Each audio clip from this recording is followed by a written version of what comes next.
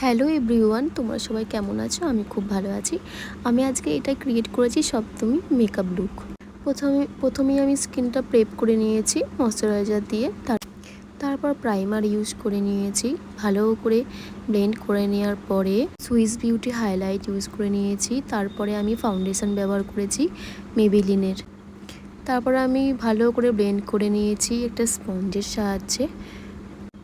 আমি খুব একটা ব্রাশ ইউজ করি না, আমি ব্লেন্ডারের সাহায্যে করি, আমার এটাকেই কমফোর্টেবল মনে হয়। তারপর আমি কম্প্যাক্ট দিয়ে আমার আই মেকআপ কমপ্লিট করে নিয়েছি। আই মেকআপটা কেমন হয়েছে তোমরা প্লিজ জানিও। তারপর লাইনার, তারপরে আমি আইব্রোটা কমপ্লিট করেছি। তারপরে আমি মাস্কারা দিয়েছি। তারপর যা যা কিছু হয় কন্ট্রোল, ব্লাশ সব কিছু দিয়েছি। আমি আইল্যাশেস খুব একটা ইউজ করি না, কিন্তু আমি এই ভিডিওটাতে আইল্যাশেস ইউজ করেছি, কেননা এই মেকআপটা গর্জাস হতে চলেছিল তার জন্য। নোজ কন্ট্রোলিং করতে আমাকে প্রায় সময়তেই দেখবে আমি কন্ট্রোলিংটা করি।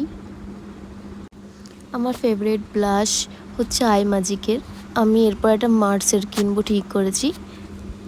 সেম প্যালেট থেকে আমি হাইলাইট নিয়েছি। হাইলাইট দিতে আমার সবসময় ভালো লাগে। তো হেয়ার স্টাইলটা আমার আগে থেকেই করা ছিল। আর আমি সাদা কাজল দিতে ভুলে গিয়েছিলাম, তো ভিডিওর শেষে গিয়ে আমি সাদা কাজলটা দিয়েছিলাম। তারপর আমি একটা নিউড কালার একটা লিপস্টিক ইউজ করেছি। এটা খুব সস্তায় আমি কিনেছি, 30 টাকা মাত্র, লোকাল মার্কেট থেকে নিয়েছিলাম।